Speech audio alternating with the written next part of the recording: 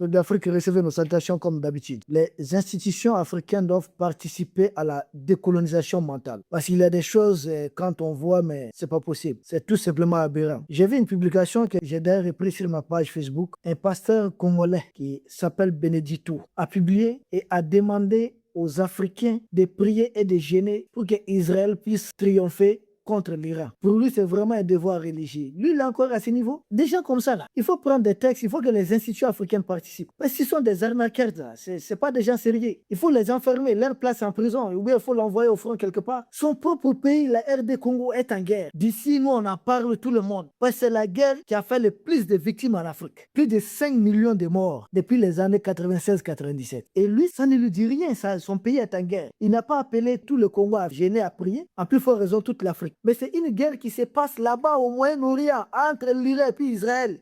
Il s'appelle Benedito Gabriel. Il faut impliquer les institutions africaines dans la décolonisation. Mais c'est une victime aussi. Ces gens ont fait un lavage de cerveau aux Africains. Attendez, les victimes congolaises ne sont pas importantes. Tous ces morts-là, plus de 5 millions de morts, ça ne lui dérange pas qu'il n'est pas gêné. C'est normal qu'il y ait une guerre au dessus des Congolais, c'est pas un problème. Le Congo a quoi pour se défendre? L'Israël, actuel, Trump, c'est une puissance militaire. L'Iran est une puissance militaire. Ça, c'est des gens qui sont en train de se battre avec des avions F-35, des drones de dernière génération, des missiles très puissants. Toi, au Congo, tu as quoi pour te défendre? Des petits gars du M23 viennent te prendre, viennent assassiner les femmes, assassiner les enfants. Mon frère, tu n'as pas prié pour ça? Il est vraiment sérieux? Tu gagnes quoi dedans? On t'a fait un lavage de cerveau et tu penses qu'il est vraiment intelligent. Toi aussi, tu veux faire un lavage de cerveau aux autres. Israël se protège avec les dômes de fer. Israël là, se protège avec le système de défense qu'on appelle CAD. Israël se protège avec le front de David. Toi, ton pays se protège avec quoi? Nous, on tue des enfants comme si de rien n'était. Africains, toi, tu es d'accord qu'on élimine des enfants africains comme ça? Ils ont mis des concepts bizarres dans la tête des Africains. Priez ton Dieu là. D'abord, il faut avoir pitié de toi-même, de ta famille, de ton entourage, de ta société, de ton pays, de ton continent,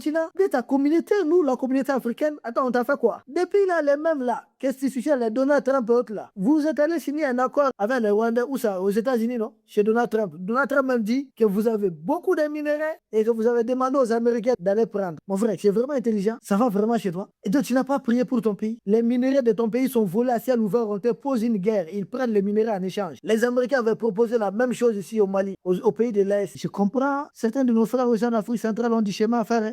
Lui, il est encore à ce niveau. Il faut prier, il faut gêner, passer toute la journée sans manger. Parce qu'il dit qu'il lui aime Israël. Et tu penses que les Israéliens n'aiment pas Israël? Les Iraniens n'aiment pas Iran? Toi, Congolais, tu aimes le Congo ou pas? Pourquoi tu ne pries pas, tu ne gênes pas? Pourquoi tu ne laisses pas cet appel pour le Congo? Nous, peut-être, on aurait fait ça. Pour un pays africain, on aurait compris. Tu as quoi dans cette histoire? Ça te dépasse? Tu as ton livre à main, non? Prie Dieu. Fais ta prière.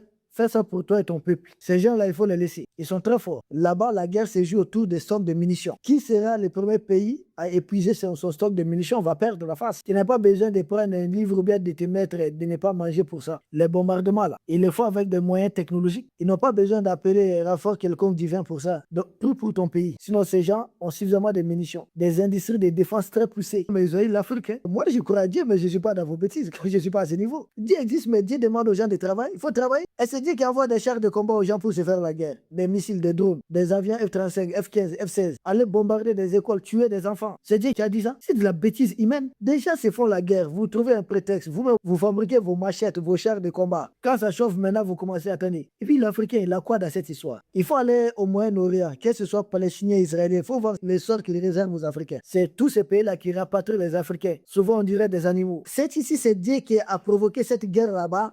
En tout cas, et qui a créé des conditions pour qu'ils se fassent la guerre qui est une bêtise humaine là-bas, pour qu'ils oublient un peu ton pays, le Congo, et que vous pouvez trouver une solution à votre guerre. Au lieu d'en profiter pour marquer des points ici et mettre ça derrière nous, tu es là, dit on va prier, on va gêner. Si j'étais dans ton pays là, moi j'aurais porté plainte contre toi. Parce que tu es un bandit, quoi, monsieur. Mais l'Afrique, il n'est pas le seul. Chacun d'entre nous doit être investi dans ce travail de sensibilisation. Il faut décoloniser les mentalités. Parce qu'ils ont laissé aux Africains leur corps. Nous avons notre corps. Mais en réalité, ils ont pris le contrôle des cerveaux des Africains. Des frappes préventives. Il dit, ça veut dire quoi, frappe préventive? Ça n'existe pas. Frappe préventive, là, ça n'existe nulle part. C'est de la manipulation. C'est une agression. Donc, je suis chez moi. J'ai des soupçons que tu peux faire quelque chose contre moi. Je me lève un beau matin, je vais te bombarder. Et non, c'est pas comme ça. Il y a des voies par lesquelles il faut passer. Ah, voici tel en train de faire ceci. Il a des organes pour ça, surtout venant de la part d'une puissance comme Israël ou bien les États-Unis. Donald Trump ment. Il dit que l'Iran était sur le point de fabriquer une bombe atomique. Les renseignements américains n'ont pas dit ça. L'AIEA, l'Agence internationale de l'énergie atomique, n'a pas dit cela. C'est du mensonge. Des gens qui mentent pour faire une guerre, toi, tu dis, tu vas gêner, tu vas passer toute la journée sans manger, sans boire. Attends, c'est normal, mon frère. Prétexte de cette guerre, Donald Trump a tout inventé. Tu sais pas aux États-Unis comment on appelle cette guerre? Tu as des contacts là-bas, il faut leur demander. Il y a un sondage qui a été publié par Reuters et puis Ipsos, 4 mars 2026. Le sondage dit que 80% des Américains pensent que Donald Trump a fait cette guerre pour masquer les dossiers Epstein. Des gens qui sont mouillés dans l'affaire de Jeffrey Epstein, toi, tu veux prier pour eux? Tu es vraiment un pasteur? Tout près de chez toi, à ta frontière, le Soudan du Sud,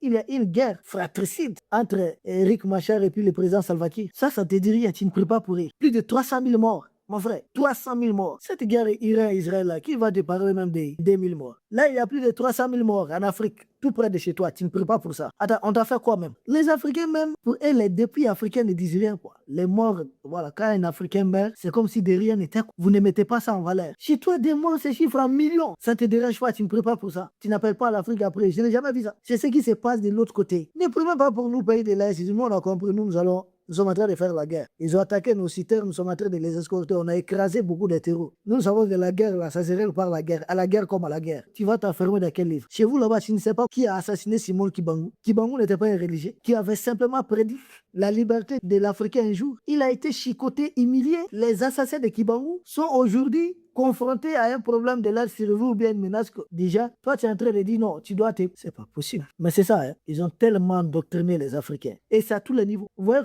qu'ils nous imposent la guerre. Ils disent, durant la guerre, il faut faire l'élection ici. Les mêmes Emmanuel Macron dit, en Ukraine, il n'y a pas question d'élection. Vouloir d'une élection en Ukraine, cela équivaut à vouloir manipuler. Il n'est pas normal de faire une élection dans un pays en guerre. Mais le même Emmanuel Macron manipule nos pseudo-diplômés pour leur dire qu'il faut faire des élections dans des pays en guerre, en Afrique. Il dit que ça ne doit pas se faire en Europe. La France a fait toute cette guerre-là. Vous avez vu une élection là-bas, pendant la guerre? Au contraire, ils ont donné plein pouvoir à Marshal Pétain en 1940. C'était des militaires. Ensuite, c'est des militaires qui ont continué. Tu as vu quel pays en guerre faire une élection? Quand l'Union soviétique a été envahie par l'armée nazie, ils n'ont plus fait d'élection jusqu'à la sortie de la guerre. La Grande-Bretagne, pareil. C'est à la fin de la guerre qu'ils ont tenu une élection. Précisément au mois de juillet, comme ça. Ils ont tellement endoctriné les Africains. Lavage des cerveaux. Tels ils dirigent leur pays, ils veulent qu'on dirige nos pays comme ça. Si ce n'est pas le cas, il faut faire la guerre aux Africains. Il faut pousser les Africains à se faire la guerre. On peut être endormi comme ça. Avant qu'ils ne viennent là, l'Afrique n'était pas gouvernée. On n'avait pas des États. Nos États avaient leur armée, leur économie, notre système politique. On avait tout. On n'avait pas besoin de traverser la Méditerranée. Ce sont eux qui sont venus nous chercher avec des bateaux. Mais ils ont créé des conditions que nous-mêmes, ils n'ont plus besoin d'amener des bateaux. Nous cherchons même des bateaux pneumatiques.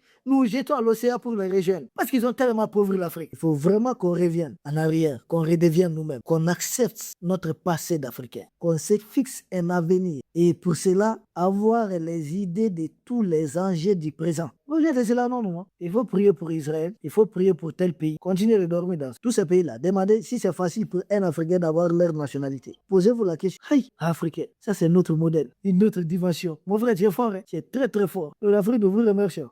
Nous espérons vous retrouver demain pour un autre sujet au sommet de l'actualité. Restons concentrés. Leur guerre, ça peut impacter sur l'Afrique. Mais l'Afrique a ses guerres aussi, que nous devons finir. Nous vous remercions et à très bientôt.